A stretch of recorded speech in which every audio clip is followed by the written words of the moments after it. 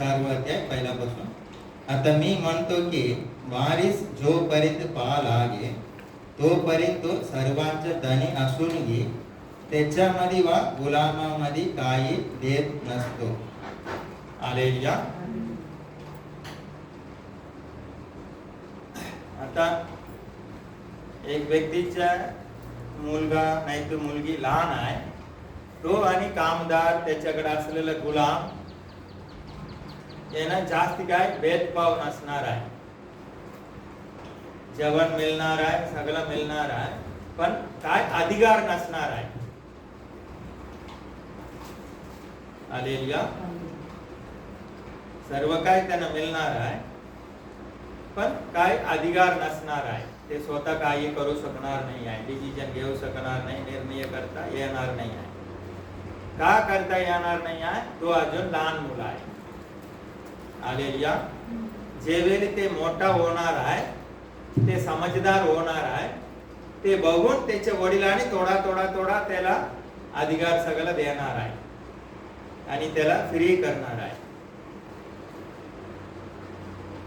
आता 3-4 वर्ष 5 वर्षाच्या मुलं असला ते आम्हाला येऊन सांगताय मी सावंतवाडी थोडं जाऊन येतो, काम आहे असं म्हटलं तर आम्ही सोडणार काय?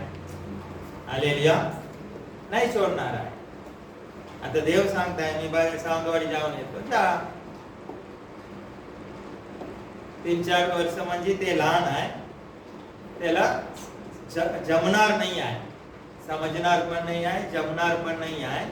पण देव आता मोठा झालाय, हे गेलं तर जाऊन येऊ शकतो, काही प्रॉब्लेम नाही आहे. हालेलुया.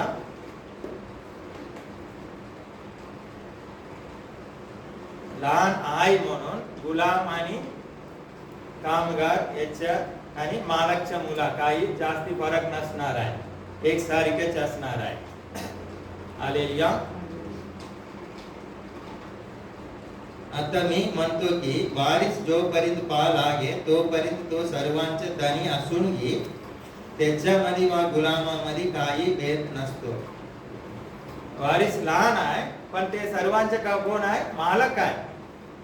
तरी पण गुलामासारखे राहावं लागत आहे आणि कामदार सारखे राहावं लागत आहे. हालेलुया. मालक असून पण गुलामासारख्या आम्हाला जीवन जगावं लागत आहे. का? लहान मुलं आहे, वाढलं नाही आहे, हे कारणाने. हालेलुया. पण बापाने ठरवलेल्या मुदतीपर्यंत तो पालकाच्या वा कारभाराच्या स्वाधीन असतो. हालेलुया. बापाने ठरवलेला तोपर्यंत कारभारी आहे, घर सांभाळणाऱ्याच्या हाताखाली मुलं असतात. तसं आपण हे पाहत होतो तेव्हा जगातील प्राथमिक शिक्षणाच्या दास्यात होतो. हालेलुया. आम्ही येशू मध्ये आलाय, आता आम्ही कोण आहे? देवाच्या मुलं आहे. आणि देवाच्या मुला म्हटलं तर सर्व गोष्टीच्या वारसदार आहे. देवाचे जे काय आहे त्याचे आम्ही कोण आहे? वारसदार आहे. आम्ही देवाच्या मुलं आहे. आम्ही देवाच्या मुलं आहे, पण लहान आहे म्हणून जगामध्ये जे गुलामात आहे त्यांचे आमचे काही फरक नसणार आहे. आम्ही आत्मिक मध्ये वाढलेलं नाही आहे, लहान मुलासारखेच आहे. जगी गुलामात आहे ते लोक आणि आमचे काही फरक नसणार आहे.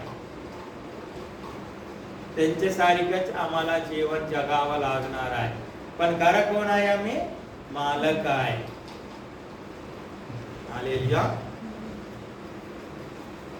तसं आपण हे बाल होतो तेव्हा जगातील प्राथमिक शिक्षणाच्या दास्यात होतो.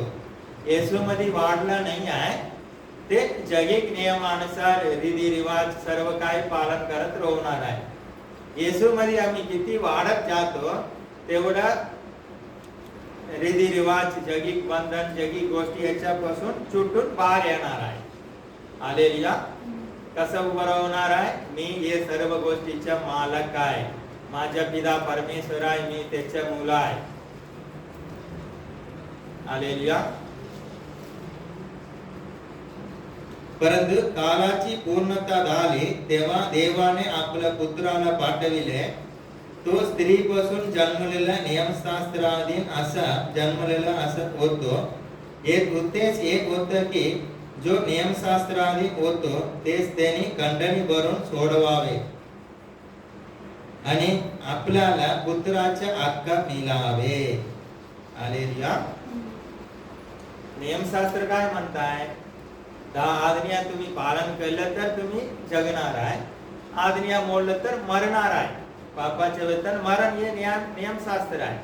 पण येशू ख्रिस्त येऊन पापाचे वेतन मरण याच्या नियमातूनच आम्हाला सोडलेलं आहे. आता येशू मध्ये आहे, आम्ही कोणी पाप केलेलं नाही काय? केलं आहे. आता पापाचे वेतन मरण म्हणजे आम्ही मरणार, नरकामध्ये जाणार काय? नाही आहे. पापाचे वेतन मरण नियमशास्त्र आमच्या जीवनामध्ये काम करणार नाही आहे. हालेलुया. ते नियमापासून येशू ख्रिस्ताने आम्हाला सोडवलेलं आहे. हालेलुया. ते नियम आम्हाला लागू होणार नाही आहे. ते नियमापासून येशू ख्रिस्ताने आम्हाला सोडवलं आहे. आता आम्ही कोण आहे? एक उद्देश एक होतं की जो नियमशास्त्र आधी होतो तेच त्यांनी खंडणी भरून सोडवावे. आम्ही सर्व पाप केलं होतो, मरणार आणि नरकामध्ये जाणार होतो. येशू ख्रिस्त आला, आमच्या पापांसाठी खंडणी भरलं स्वतःला आणि आम्हाला नियमशास्त्र आधीन त्यापासून पापाचे वेतन मरण या गोष्टीपासून आम्हाला सोडवलेलं आहे, बंधन मुक्त केलेलं आहे. आम्ही आता फ्री झालाय. हालेलुया. आणि काय केलं आहे? आपल्याला पुत्राचा हक्क मिळावे. आम्हाला देवाचा पुत्र हे हक्क मिळावे म्हणून त्यांनी खंडणी भरून आम्हाला सोडवलेलं आहे. तुम्ही पुत्र आहे म्हणून देवाने अप्पा बाप्पा अशी हाक मारणारा आपल्या पुत्राच्या आत्म्याला तुमच्या आमच्या अंधकरणात पाठविलं आहे. हालेलुया. देवाला आम्ही अप्पा बाप्पा म्हणून, पिता म्हणून हाक मारला पाहिजे म्हणून पिता परमेश्वराने आपल्या पुत्राच्या आत्माला आमच्या मध्ये पाठवलेला आहे. देवाच्या पुत्राचा आत्मा आमच्या मध्ये वास करत आहे.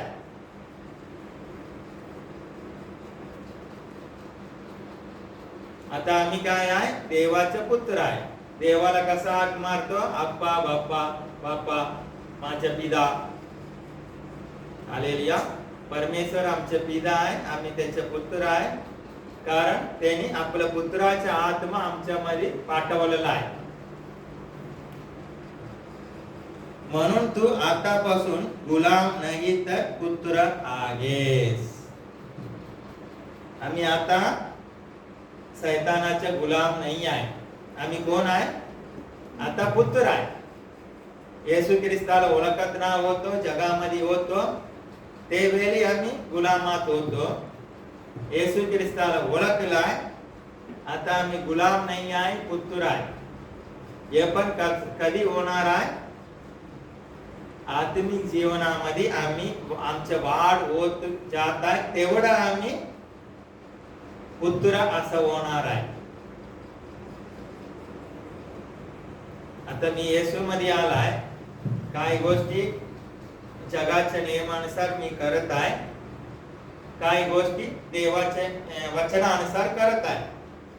आता माझे वाढ होत आहे. जगाच्या नियमानुसार करत आहे तेवढं मी गुलामात आहे. देवाच्या नियमानुसार वचनानुसार करत आहे तेवढं मी पुत्र आहे. हालेलुया.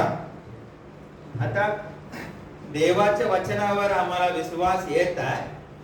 थोडा थोडा आम्हाला समजत आहे. ते गोष्टी इकडच्या सोडून द्यायच्या, इकडच्या पकडून असं करायच्या. देवाच्या वचनामध्ये असं लिहिलं आहे.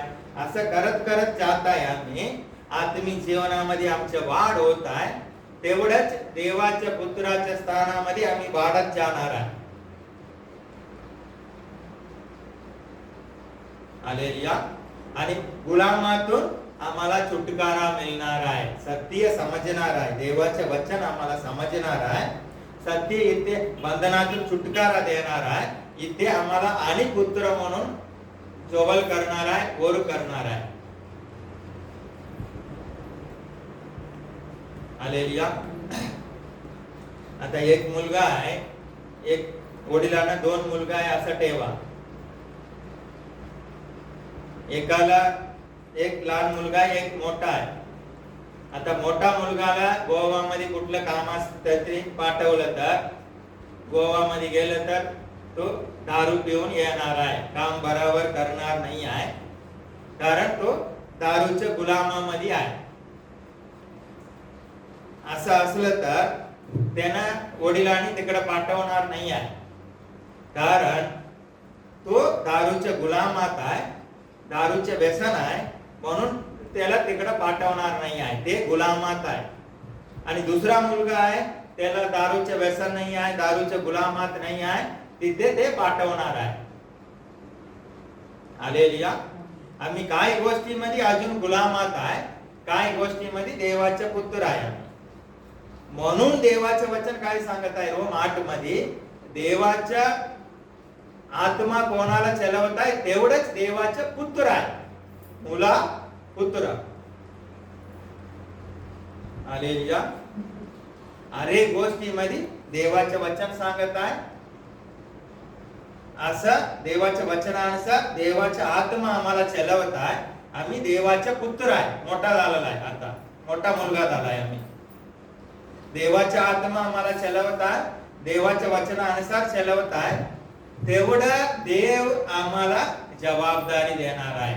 आता हे मुलगा वाढलेला आहे, हे काम त्याला सोपून देऊया, हे सांभाळणार आहे, हे सांभाळणार आहे, हे पण सांभाळणार आहे, हे पण सांभाळणार आहे, असं देव आम्हाला अधिकार आणि सामर्थ्य हे सगळं आम्हाला देणार आहे. हालेलुया. आता एकदम लहान मुलाला जाऊन तू जाऊन गोवा 4 व्हीलर घेऊन गोवामध्ये जाऊन अमुक वस्तू आण असं पाठवणार का? नाही पाठवणार आहे. तो आमचेच मुलं असणार आहे, आम्ही त्याच्यावर खूप प्रेम करत आहे. आता आम्हाला कधी कधी वाटतंय परमेश्वर आम्हाला सोडलेलं काय? नाही, परमेश्वर आमच्यावर प्रेम करत आहे. पण लहान मुलं आहे, आता जीवनला 2 व्हीलर घेऊन गोवामध्ये जाऊन ये असा त्याचे आई वडील पाठवणार काय? पाठवणार नाही आहे, बरोबर ना? आणि याचा अर्थ आई वडील जीवनला प्रेम करत नाही काय? नाही, प्रेम करत आहे म्हणून पाठवत नाही आहे. जेपर्यंत आत्मिक जीवनामध्ये आमच्या वाढ होत नाही आहे, आत्मिक जीवनामध्ये वाढणं म्हणजे काय आहे? देवाचा आत्मा आम्हाला चलवला पाहिजे. अरे गोष्टीमध्ये देवाच्या वचनानुसार आम्हाला किती समजत आहे तेवढं आम्ही करत गेलं पाहिजे आहे. आत्मिक जीवनामध्ये वाढ झाला, देव आम्हाला जबाबदारी, अभिषेक हे सगळं देणार आहे. ते वेळी आत्मिक जीवनामध्ये आमच्या वाढ झाला, गुलामासारखे आम्ही रोवणार नाही, मालक सारखे रोवणार आहे. कसं जगणार आहे आम्ही या पृथ्वीमध्ये? मालकचा पुत्र आहे मी. सगळं आमच्या जीवनामध्ये ते दिसणार आहे. आत्मिक मध्ये वाढ नाही आहे, आम्ही मालक असून पण, हालेलुया, मालक असून पण गुलामासारखे जगावं लागत आहे कल्चर लेवल मध्ये. आता आम्ही आत्मिक जीवनामध्ये वाढला, देवाच्या मुलासारख्या मालकासारख्या आम्ही जगणार आहे. आता प्रॉब्लेम काय आहे? आमच्या आत्मिक वाढ नाही आहे, म्हणून परमेश्वर आम्हाला सोडून दिला काय? परमेश्वर मला काय देत नाही आहे. कधी कधी देवला मी बाजारात जाऊन येत म्हटलं तर महिमा म्हणणार, मी जातो. हालेलुया. कारण देव थोडा मोठा झाला आहे, गाडी घेऊन जाऊन येऊ शकतो. महिमा पण आम्हाला पाठवत नाही म्हणून राग पण येलेला असणार आहे. याचा अर्थ काय? महिमाला आम्ही प्रेम करत नाही काय? नाही, करतो. ते लहान आहे, गाडी घेऊन गेलं तर काहीतरी प्रॉब्लेम झाला तर त्याला वाईट काय व्हायचं नाही आहे म्हणून आम्ही पाठवत नाही आहे. हालेलुया. आत्मिक मध्ये आम्ही आत्माने चलत नाही आहे, दैहिक मार्गामध्ये चालत आहे, आत्मिक मध्ये आमचे वाढ नाही आहे, परमेश्वर आम्हाला उंच करता येणार नाही आहे. का करता येणार नाही आहे? आता जीवनला टू व्हीलर घेऊन तिकडे पाठवलं तर काय होणार? बघितलं तर तुला काय मूर्ख झाला काय तू? एवढं लहान मुलाला गाडी देऊन पाठवताय तू. त्याच्यावर आम्ही प्रेम करतो म्हणून पाठवणार नाही आहे. तसंच परमेश्वर आमच्यावर प्रेम करत आहे म्हणून आमच्या आत्मीमध्ये वाढ नाही आहे. आधी आम्ही देवाच्या मुलासारख्या मालकासारखे जगू शकणार नाही आहे. अधिकार, पॉवर, अभिषेक, जबाबदारी हे परमेश्वर देऊ शकणार नाही आहे. जे वेळी आम्ही आत्म्याने चालत आहे, देवाचा आत्मा आम्हाला चालवत आहे, आत्मिक जीवनामध्ये वाढलाय, किती वाढत आहे तेवढं गुलामातून आम्ही बाहेर येणार आहे, तेवढं मालकगिरीमध्ये आम्ही वाढत जाणार आहे. किती आत्मिक जीवनामध्ये वाढत आहे, गुलामातून आम्ही बाहेर येणार आहे, देवाच्या गोष्टीमध्ये आम्ही वाढत जाणार आहे. मुलाचे जीवन, मालकचे जीवन आमच्यामध्ये दिसून येणार आहे. आत्मिक मध्ये वाढत नाही आहे, आम्ही मालक असून पण, मुलगा असून पण गुलामासारखे आम्हाला जीवन जगणार आहे, जगावं लागत आहे. पण आत्मिक मध्ये वाढलेलं नाही आहे, परमेश्वर आम्हाला काही करू शकणार नाही आहे. जेवेळी आम्ही मोठा झालाय, आत्मिक मध्ये वाढलाय, समजदार झालाय, वचनामध्ये असं लिहिलंय मी असं करणार, येशू ख्रिस्त काय बोललाय, वचनामध्ये असं लिहिलंय, असं लिहिलंय, असं म्हणून आम्ही चालत आहे, आत्मामध्ये वाढत आहे. देव जबाबदारी देणार आहे, सर्व काही देणार आहे. आम्ही ते वेळी किती वाढत आहे तेवढा मालक असं आम्ही जगत जाणार आहे.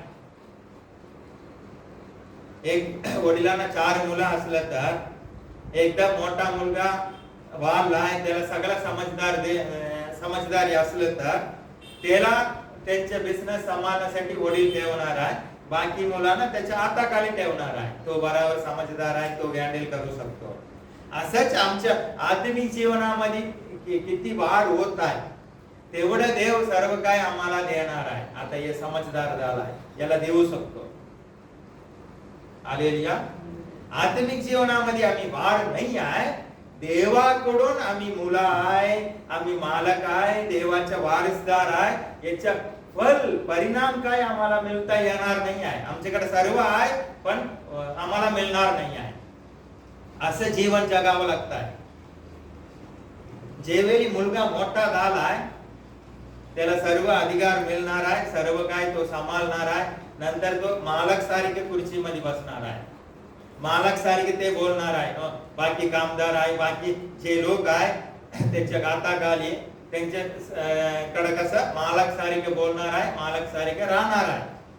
का ते मोठा झालाय, त्याला सर्व समजत आहे. हालेलुया. आत्मिक मध्ये आम्ही पण वाढलं, किती वाढत आहे तेवढं देव आम्हाला उंच करणार आहे.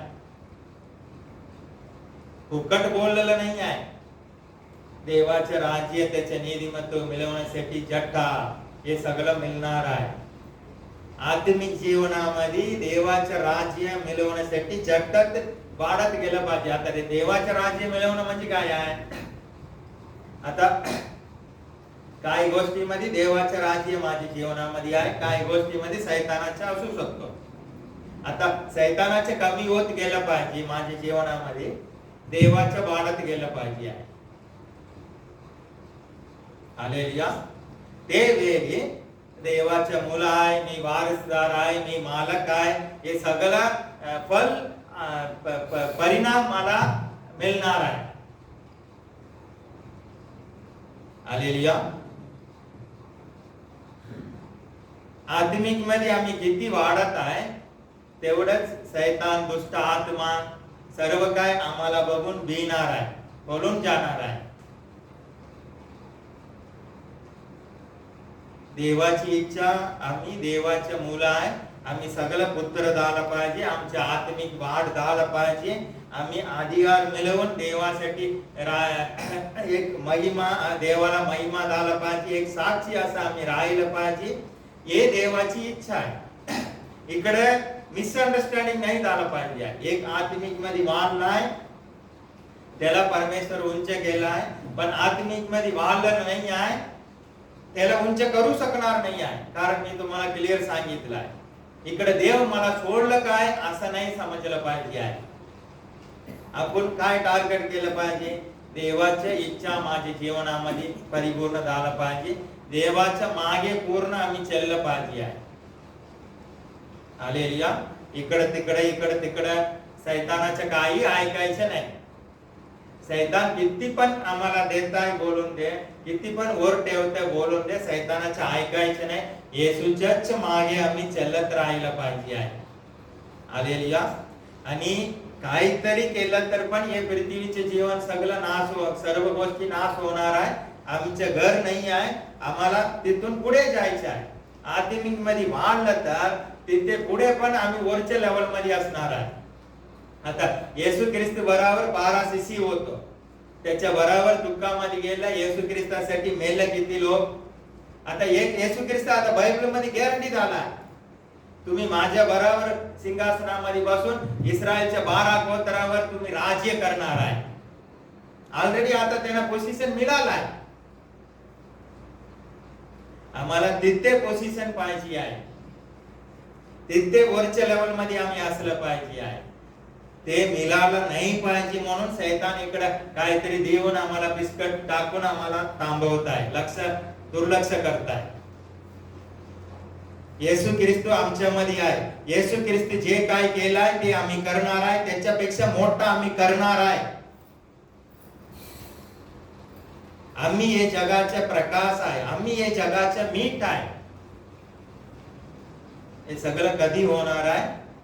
आत्मिक जीवनामध्ये वाढलं पाहिजे. आता आमच्या जास्ती वाढ नाही आहे, हे एक आम्ही कबूल केलं पाहिजे, समजलं पाहिजे. दुसरी गोष्ट, वाढण्यासाठी आम्ही फोकस केलं पाहिजे, प्रयत्न केला पाहिजे. येशूच्याच मागे मी जाणार आहे, हे आम्ही केलं तर थोडा थोडा वाढत जाणार आहे. आम्हाला या गोष्टीच्या विषयी लक्षच नाही आहे. आत्मिक मध्ये वाढलं पाहिजे, देवाच्या मागे चाललं पाहिजे, आणि देवाच्या वचनानुसार मला चाललं पाहिजे, आणि देवाचे जोवल गेलं पाहिजे. हे इच्छाच नाही आहे, आम्ही प्रयत्न करणारच नाही आहे. देव जबरदस्ती करणार नाही आहे.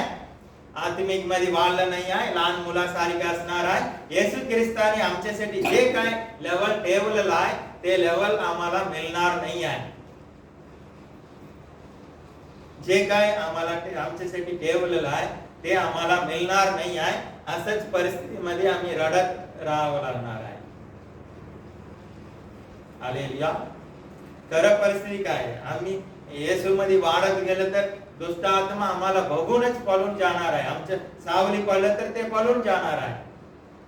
याच्यापेक्षा येशू ख्रिस्त स्वतः सांगत आहे, माझ्यावर विश्वास ठेवणारा, मी जे काय कार्य केलाय ते करणार, त्याच्यापेक्षा मोठा करणार आहे. आता सनी पास्टरच्या गावामध्ये पहिला 2-3 होतं विल्सन पास्टर म्हणून, ते मालवण साहेब वाटतात, ते मुंबईमध्ये सेवा